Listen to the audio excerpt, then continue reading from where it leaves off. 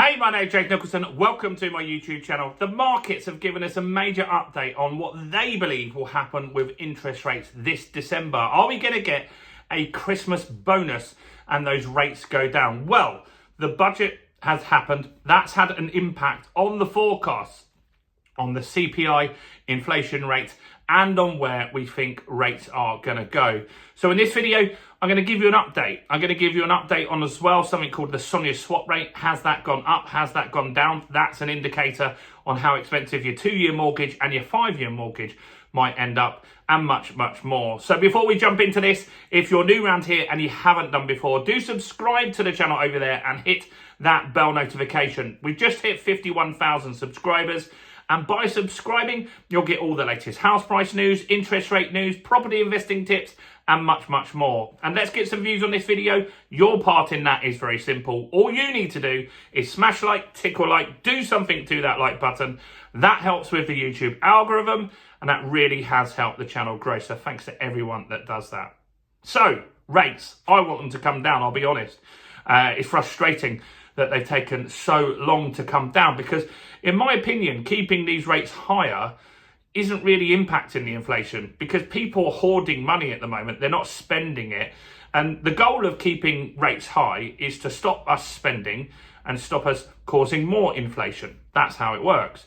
But the problem is when you cut rates, it takes months for people to feel the impact from that. There's only a certain amount of people that are sitting there right now waiting for a rate cut to do a new mortgage. Most people do their mortgage as it comes up and they take whatever rate's there.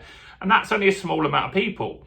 And so by cutting so slowly, I think we're just causing more damage to the economy, and the Bank of England, in my opinion, is too slow on this. So what do the markets think? Well, the budget, they're kind of positive on the budget if you want rates to come down. So what that means is they're probably not so positive on where the economy is going to go, because if the economy is booming, unemployment is low, then you're not going to cut rates. You're going to keep them as they are. But if you think that unemployment's going to rise and you think that the economy is going to go down the toilet, then you start cutting. So the markets are saying there is now a 90% chance of a cut at I think it's December the 18th. 90% chance. That's good. That's what we want. And that is likely to happen. I think when you get 90%, it's pretty much a foregone conclusion. Now, how will we know if that's not going to happen? What will happen is the Bank of England will be doing interviews. They'll be on TV. They'll be at universities. They'll be doing speeches all over the place as and when they do.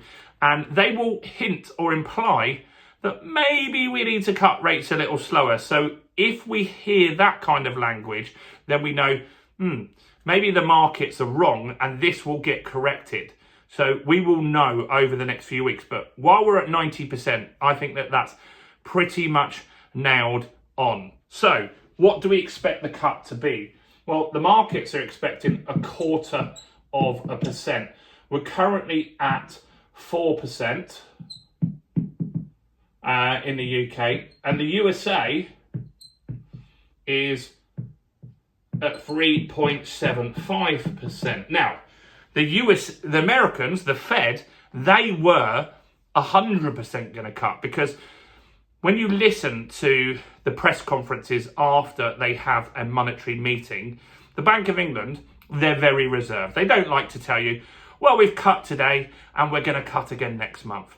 They like to keep a bit of intrigue and keep people guessing because they might change their mind and they can't be certain what would happen. The Americans are very gung-ho. They'll say, yeah, we're going to cut next month and the next month. And that's what they've said, basically. That's what they said. But here's some things that changed then. So the American government was shut down for around 40 days.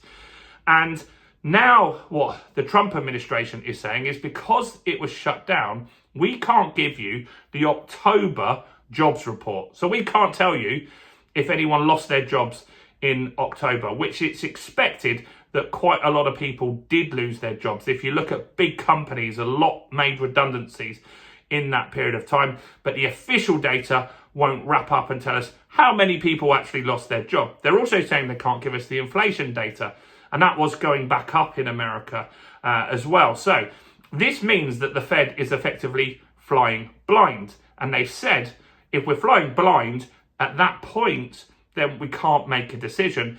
And we're likely to just carry on, slow down the rate cuts, they said, and carry on as we're going. So the fact that we haven't got that data indicates the Fed now might not cut.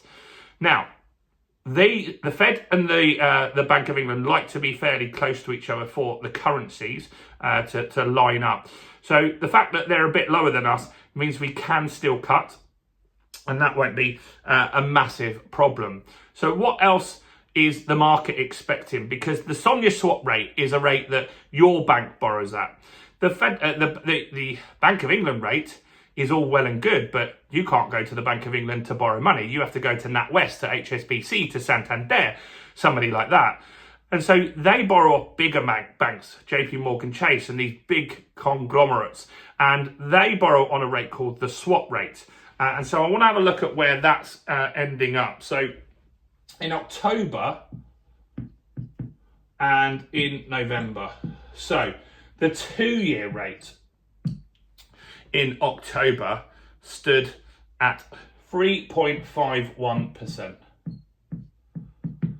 And in November, that's dropped a couple of days ago, 2 days ago. They don't update it every day. 2 days ago even, it dropped to 3.45%. So that's a smidge down, and that means that banks can get rates cheaper. And that's why you are seeing lenders reduce rates every week recently. HSBC have been cutting a little bit quite often, about 4 or 5 cuts in the last 5 weeks with HSBC. And so you can see that's because the rate that they borrow at has got cheaper. What about if they want to borrow for 5 years? Well, for 5 years, it was in October 3.56%. And that's dropped a little bit to, well, it is still 3.5, it's 3.566. So there's an extra decimal point there. And that's dropped to 3.561. So a smidge off. So it's a little bit cheaper to borrow for 5 years for your bank. It's a bit more cheaper for the 2 years. So this indicates this rate that they're expecting lenders to, the Bank of England to cut as well. So that's good. And that's what we want to see. So we can see some lenders leading up to the Bank of England that will cut rates. In fact, I know of a couple, seen some press releases today. So I will be making another video over this weekend of some lenders that have cut rates. So do subscribe for that. So look, this is good. That's what we want. If you're a saver, probably not. But I wouldn't save money because that doesn't make you money. It's very hard to get a savings rate above inflation. There was a few around for a while, but yeah, it's very hard to make money saving. Investing money is the smarter way to do it. And that's what I want to talk to you about very quickly before you go. And that's our Black Friday offer. So we have a Black Friday offer called the Property Accelerator, and it teaches you all the strategies that you need at the moment. I'll be honest, buy-to-let's dead. It's very hard to do buy-to-let in this market. And so you need to buy properties that you can add value to. That's called the BRRR strategy: buy, refurbish, refinance, rent. We've got a course on that included in the Property Accelerator. I'm talking a whole separate individual course just on that strategy. Then you need to learn high cash flow strategy. So once you've got the property all looking nice, you've increased the value, built some equity, should you look at serviced accommodation or should you look at HMO? Well, we've made a course on both of those as well. You should learn all these strategies and get your property toolbox equipped, because sometimes you're going to look at those strategies over here, some different ones over here. There's a strategy called lease option where you can secure a property for £1 to control the asset and buy it at a later date. That's in there as well. So go and check out the Black Friday offer. It's in the description. It's in the first comment. At least have a look at it before it goes up. Do also check out all the other content that we've got on this channel as well, including this video right here.